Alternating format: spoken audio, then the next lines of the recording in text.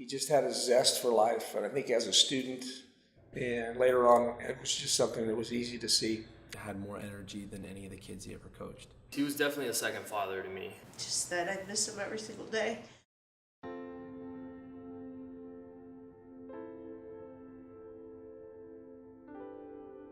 Yeah, we met like in second grade or something like that. Yeah. We actually weren't friends at first. We were kind of rivals, but yeah, we became friends about, so maybe 8 years old, so almost 30 years. We had class together, and mostly out on the blacktop, like we were playing basketball, and then we made a deal, like we'd play one-on-one, and whoever won would be the better basketball player, of course, and we would win the girl who we had the crush on, She had no idea that we liked her or that we were doing that, so he won, and, congratulations, he got the girl, and he got the pride of the court, but she probably still doesn't know that yet.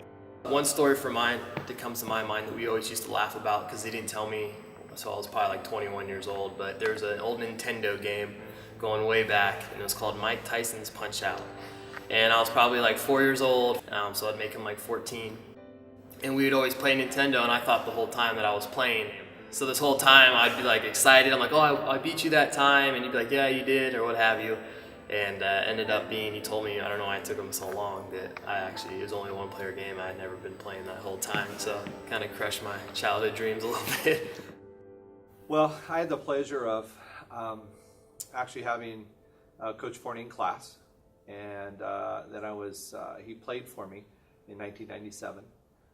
Then when I went to college, we kept in contact through his college years, and then came back and taught here at Casa Grande, so he was my colleague, and then was my co-AD. Him and I were co-athletic directors. I hired him as basketball coach, so we've been together a long time, and very special moments.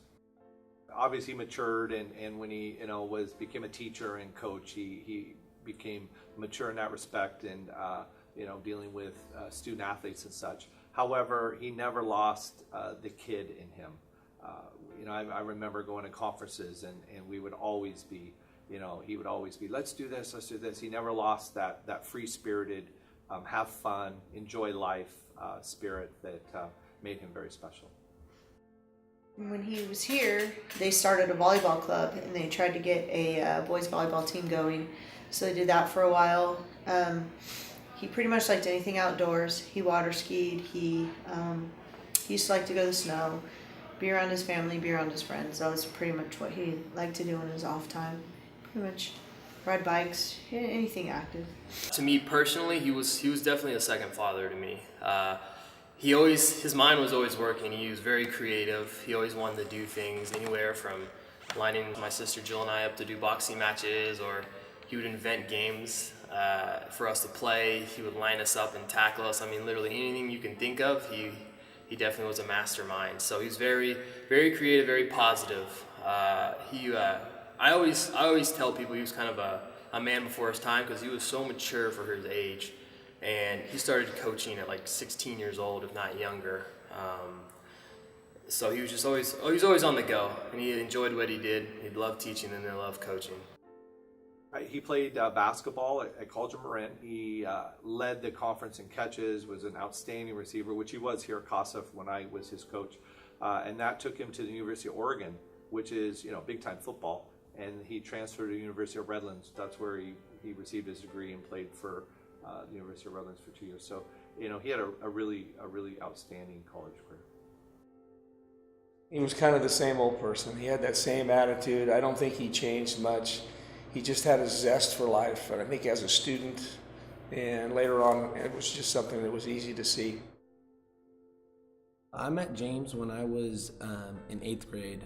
I was getting ready for a basketball practice at Kenilworth, and he walked in the gym, and it was kind of one of those moments where everybody kind of stopped and turned and looked at him, because he was this big, tall guy. He was super fit back then, and I noticed his Oregon basketball shoes that he had on, so I immediately was like, I like this guy. But yeah, I knew him for 13 years, and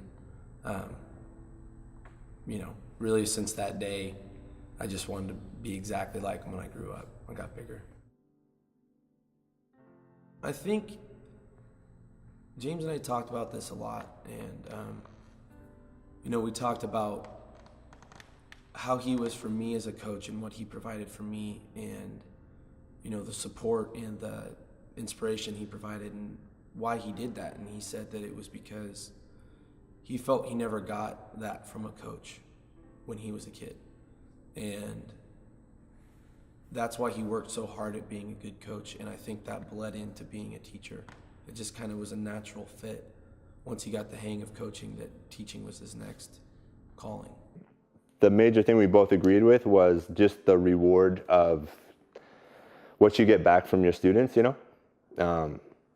He had a lot of passion for his kids, and whatever they showed, like whatever they reflected from what he taught them, like in their performance, just made him that much more proud to be their teacher, because he saw so much potential in them, and when they realized that potential, that brought more to him than any salary or anything else could from any other type of job. So, like every teacher will tell you, you don't teach for the paycheck. You teach for the passion of teaching children and the youth. So that's when you discovered that. What matters most is your team. Never, ever, ever think about yourself tonight. To the basketball program, he always preached family and having a big family, and always protecting each other. And I think that's what really drew him to the Godfather. And he would reference it all the time, referred to himself as the Godfather, actually. He always really stuck by that ideal of family and protecting one another.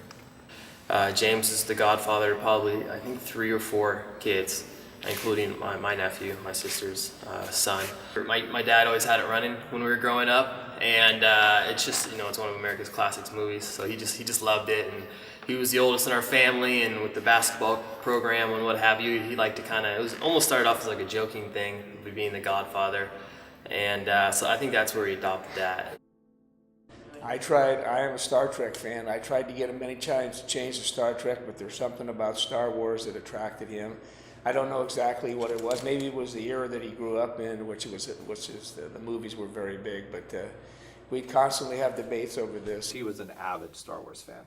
I remember a time in Las Vegas that we were down there for a conference, and we went to a memorabilia store, and they had a whole Star Wars section. And when he saw it, his eyes lit up. And I literally sat in a chair watching people walk by for about an hour and a half as he went item by item, saying how cool this was. And it was a highlight of his trip. And so Star Wars was very, very special to him. He had his own Star Wars room that not a lot of people knew about, and they're blown away when they saw it. And it wasn't like a couple posters. It was like a whole bunch of action figures set up perfectly, hanging from strings. He had R2-D2 set up, and he had the display through R2-D2, and it'd be on a wall that my sister painted, so it was like a screen. And he was just really into it.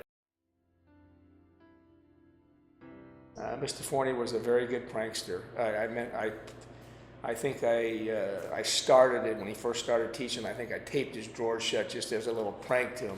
And I think I set off a hornet's nest. From then on, I constantly got bombarded by electronic phone calls from this company that he called up and got my number, so they would constantly, and he was constantly hiding things in my desk. He was just a prankster that I enjoyed going to work with. He made it a lot of fun. He and I would go fly fishing in Sierras, and I actually said this to the paper, and it was printed, but we were fishing on the Little Truckee River one time, and it was the perfect afternoon. It was a Norman Rockwell type of afternoon. We were knee deep in a beautiful river, side by side, casting, and the perfect air, perfect scenery. No one else around, just chatting, enjoying each other's company, and his comment was, "You know what, Coach?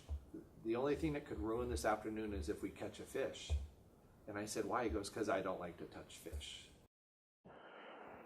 He could tell you like 1,000 stories about me. This one thing he was good at, like he could humiliate it. Like you wouldn't even remember what you did, but you walk in the door, and as soon as you hear this from James, "Oh man, what about that one time when," and like you're gonna get some slack from that guy. But he did a good job of helping us forget all the bad things he did. So You tried to bring something about him and he'd change, started talking about the Warriors or something. Yeah. He was in love with Britney Spears. That's probably something he doesn't want people to know. Way before Mary, his wife. One thing about Forni is he was really big on Halloween. And this one year he would always decide what theme we were going to be. Mr. Petroni would never dress up, ever, ever, ever. So we never won the contest, which always used to make Mr. Forni really mad. But one year he had told us we were going to be one theme. I don't even remember what it is. And then about 2 or maybe a week before, he decided, I changed the theme. We're going to be Star Wars. I'm like, seriously? I don't have any Star Wars stuff. He's like, no, you gotta be Princess Leia. And I was like, all right. So I go online and I spent I don't even know, $75 with, overnight shipping and all this stuff to get this Princess Leia costume. And show up in my Princess Leia costume. And Forni shows up with nothing. Decides not to dress up. Back in college, we had a summer job. We were cleaning swimming pools. And we were out in Marin. And there's Lucas Valley Ranches out there, So he was so stoked to we kind of cut work and we drove the trucks out to the ranch and we started ringing the bell. They have security all over the place, so there's no way to get in. So we started ringing the bell and the guy answers the bell like, yeah, who is this? And he just does the worst Chewy impression you can imagine, just like that, Sorry, I did that no justice, but the guy just and hangs up. Ring the doorbell again and again and again, and every time it clicks, he just starts yelling out Chewbacca stuff. So, that was his passion of Star Wars. Coach Forni was definitely not short for personality quirks. One of the things I found most interesting and unique about him was the way he said normal. We always say normal. And he'd be talking at practice and, yelling at us about something, and then he'd say normal. And it would totally throw off the whole seriousness of the conversation. He also loved South Park. And, whenever we'd be talking about politics or whatever, he'd just say, I get all my politics information from South Park. And that he was totally serious about it. Sunday night, he'd call me up and say, Mr. Petroni, hey, what are we doing this week? Do we have any plans? And so we'd begin talking on the phone, and we'd stay there every Sunday. We'd do this, and then for about 30 minutes, and after about 30 minutes, we'd be talking about every different thing possible. He'd end the conversation, and what are we going to do? And so we would be talking about stuff that was just everyday life and everyday things in general. And my wife would say, how can you work with this guy and then every Sunday talk 30 minutes about stuff and we just eventually had a very good relationship. And then we'd come in on Monday morning and plan things out early or do it afterwards. But he was just a good friend and a person that was easy to talk to. He was never like a showboat, He never bragged about anything, but he took to heart everything he did. I think the only thing he ever bragged about was that he was related to Billy the Kid. You guys know William H. Bonney? Yeah. So you'd go over to his house and he'd ask his mom to bust out the old album, and he'd show some evidence of lineage to Billy the Kid, and he was so. Anytime he had a new friend, that was the first thing he did at his house was hey, I know this guy, I'm an outlaw. But otherwise he's probably one of the most humble kids you'd ever meet in your life. Yeah. I know he enjoyed his motorcycle rides. He came out. I live out in Sebastopol and Freestone. He came out there a few times with his bike, and I know he enjoyed driving that around. Recently they got a cabin out in Tahoe, so he definitely loved the winter, the snow season, get out in the mountains and, just feel the freshness and the realness of nature. Well, I know his family has a cabin up in Truckee, and they would go there summers, winter for skiing, and he loved that cabin, and he loved talking about going with his family up there every year. And right after basketball season, he would be impossible to reach because he would go up to the cabin and just kind of disappear and unwind. So I know that was one of his favorite things to do. I know New Year's was a big one for him. He proposed to his wife Mary on New Year's at that cabin. And so I know that, New Year's had a special place for him. We met him during the time that our son was in the hospital. He had driven his brother Chris and Brett were friends, so he drove Chris up to the hospital see Brett in the hospital, and that's when we first met him. James was the junior varsity basketball coach, and Brett played freshman ball and knew of James, knew of the JV team, and then that summer James took over the varsity team and was excited for Brett to come and play for him. Had called him and let him know that he was going to be playing for him. He was looking forward to it. Because Brett played freshman basketball, and then his sophomore year he played on the JV team, or on the varsity team. So he skipped James' team altogether. He skipped James' team, and then he was going to play for James as, on the varsity team, but he passed away before he got a chance to play for him.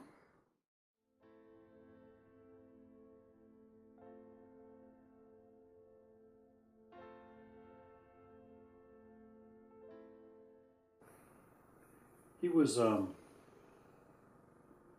since he was taking over the team and the program at that time, he was around us a lot. We had a yard project going on in our house, and he asked if the team could help, and we said, yeah, sure, whatever you want to do. So he brought the whole basketball team over to our house to pull weeds and plant flowers, and they removed a tree. They didn't cut it down. They pulled it out of the ground as a team. It was quite amazing how they all came together for him. And then it wasn't long after that, he came to us and he said, I want to do something. I want to do something special to memorialize Brett. What can we do? And one of the kids had come up with an idea of a 3-on-3 basketball tournament on a Saturday. Just everybody come in, have fun, play basketball outside and all that. And James thought that was a good idea, but he was thinking bigger. He wanted a real tournament, and he wanted it to, tournament time in basketball was right around Christmas, and it worked out to where he could get 8 teams together to come play for 3 days and have a good time and memorialize Brett. And, we're thankful for that, because that it showed us that he really cared. I get emotional when I talk about James, because he was a big part of our lives. So that's what he did to help us, and to this day it continues. The tournament is so special, and it's just I say it when I talk to the teams, when I thank them for participating in the tournament. That tournament is the highlight of our holidays. It's always hard because we're missing our son, and but that tournament gives us something to look forward to, and James is the reason for that. I mean, just absolutely wonderful person to take the initiative to get it set up, to make it such a wonderful tournament to be a part of. I mean, teams really enjoy participating and being a part of it, and it's very special to us. We were at a conference in San Diego, and on the way down the plane, he was telling me, I had this this spot removed off my back, and and just everything will be good and such like that. And then later that afternoon, early evening, we were meeting up to go to dinner, and he said, I'll be at your room. I think it was at 5. And 5 o'clock came, and he knew that I was not a late guy, so he would, he was on time. And 5 o'clock, 5:10, so I walked to his room, and he was actually on the phone with the doctor saying, this came back, and we need to do a little more investigation and such. But it never, and I said, do you want to go to dinner? Oh yeah. So we gave some time. He obviously called his amazing wife Mary and talked with her, and I left. And then he came by and we went to dinner, and he just said, hey, it's something that I have to deal with, and I'm gonna take this battle on.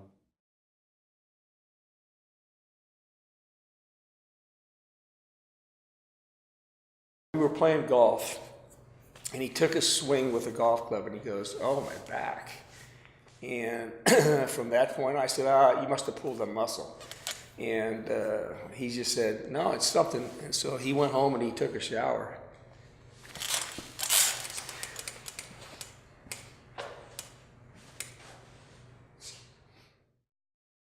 I was in the shower and I ran, had the soap going, ran my arm through my right armpit, and I felt a big lump in there. The one they took out under my arm was about the size of a softball. When Coach first got diagnosed was actually my senior year, 2007. But we didn't really know that anything was going on because he kept it very personal and very close.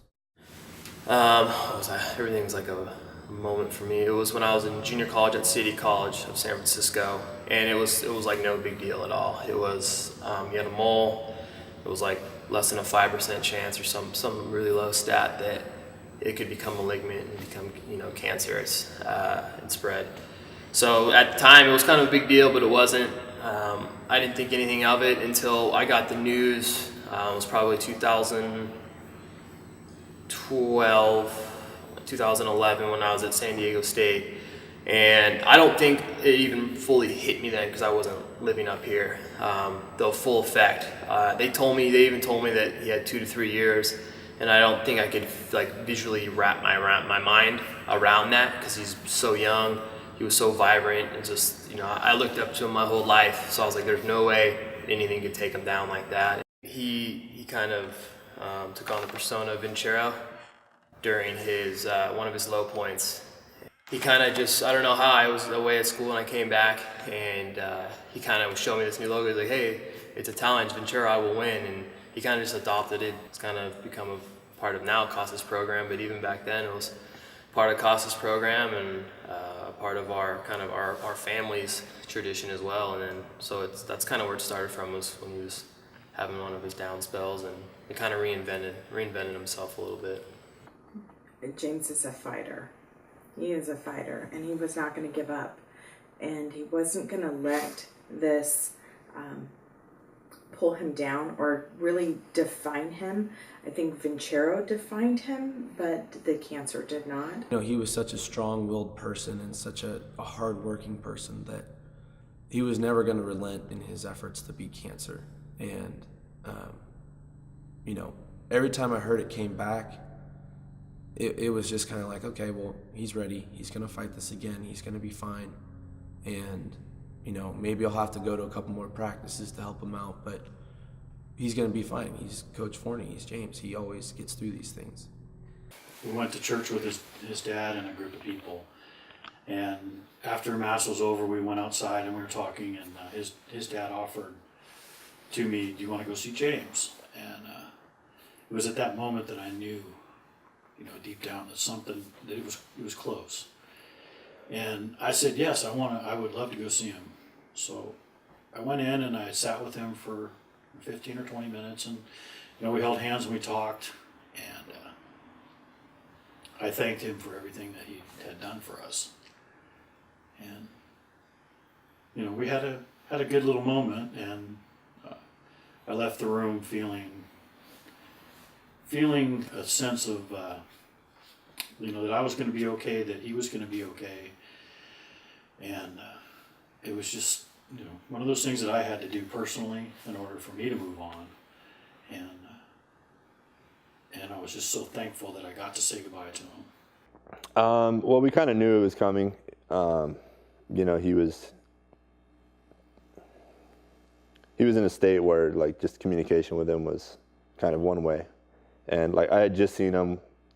We watched the last game of the finals, which was one of our childhood dreams, see the Warriors go all the way. So, that was the last time I got to see him, which was just, I don't have words to describe what that meant for both of us, And he was there, with us, and, things kind of started to go south, and, the family didn't really want people around to see that happening, and I wanted to be there, and they said there's pretty much nothing we could do at the time, so I had a plan to be out of town. Went up to Oregon to see my parents and just kind of get away, and I started getting phone calls, from his wife, from Derek, and then the calls just started trickling in, and I knew what it was, so I didn't answer any of them because I wasn't ready to accept that. I mean, I hated not being here, but I knew there was nothing I could do. No one could do anything. So I just tried. I just went out to a nice garden out there and walked around and tried to make peace with it.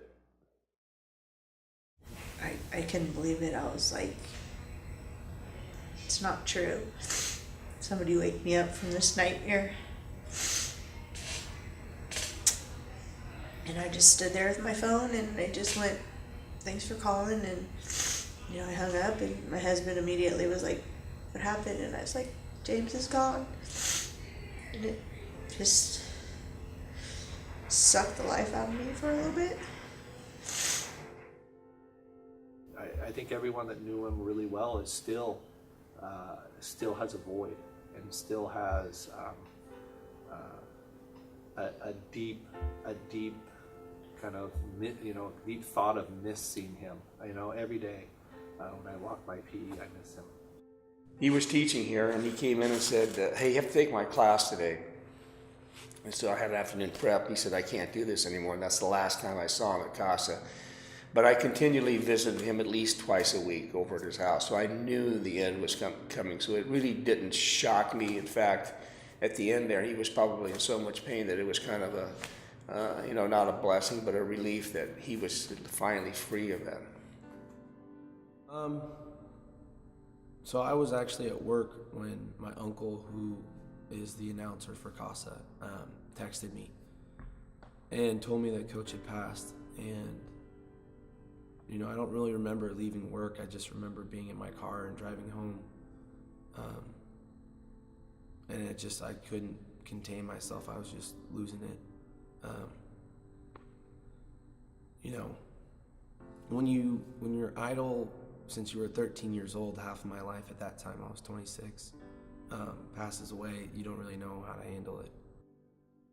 I mean, there's like a million feelings going on.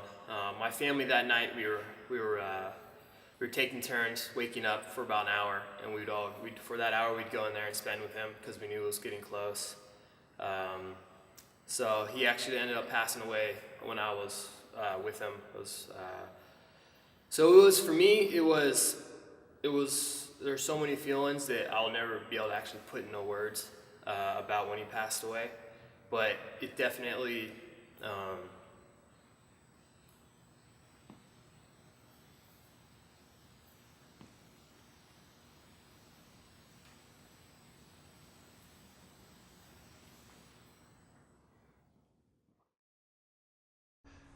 there's a lot of people who looked up to James, and I'm proud to say I was one of them. We offer support to them because while we didn't lose Brett to cancer, we did lose our son, and we hope that we can be support to their family as well. We love the Forni family. They're part of our family. I just think that when we look at the impact he had on kids, it's amazing, truly amazing. And Kaleo Garrigan, when he was presenting his project, said the other day that the student athletes that were played for him and the students that were in his class, they understood how special he was. But projects like this is going to, keep him forever being a special person, which he will to all of us. I miss him every single day. And I still walk in that gym and expect to see him in there. And it sucks when I don't. It really does. And this world is definitely a sadder place without it, for sure. But I look at when I make decisions, I always think in the back of my mind, what would Forni do? It's WWFD, what would Forni do? So, he made me, the biggest influence he had on me, or his passing had on me, was to reevaluate my life and really pay attention to what matters, like what's important, what matters and what doesn't. And hopefully not have any regrets, because he lived his life with no regrets.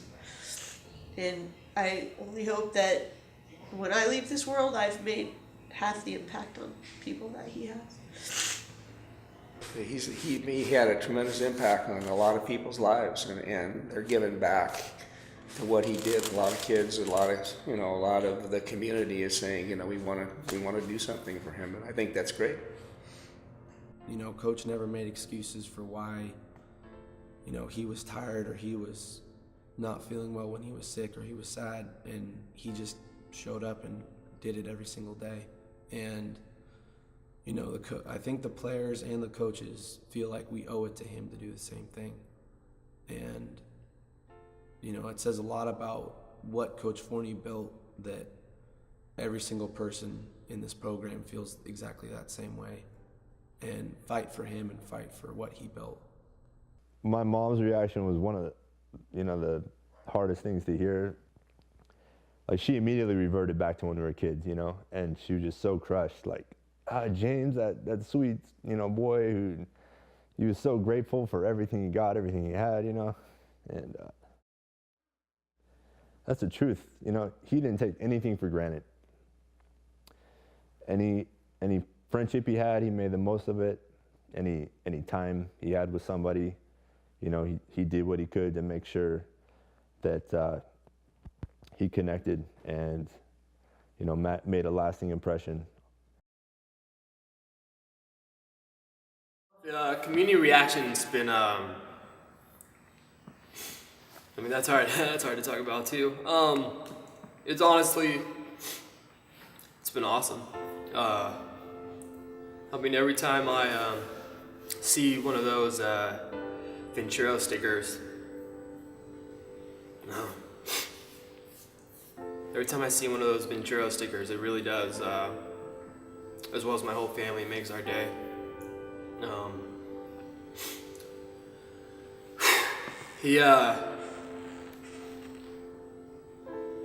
It feels good because I know that he made a difference, and he's only here short term, 36 years, and for him to have left that big of a footprint, that means a lot.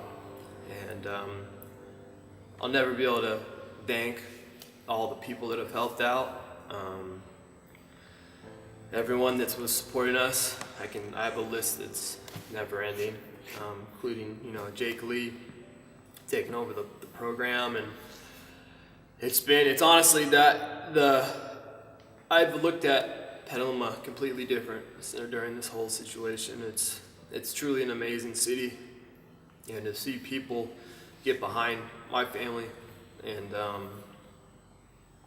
James, most importantly, it's absolutely amazing. And I don't know how many people see this, but I definitely like to tell them, thank you for everything, and I'll never be able to thank you enough.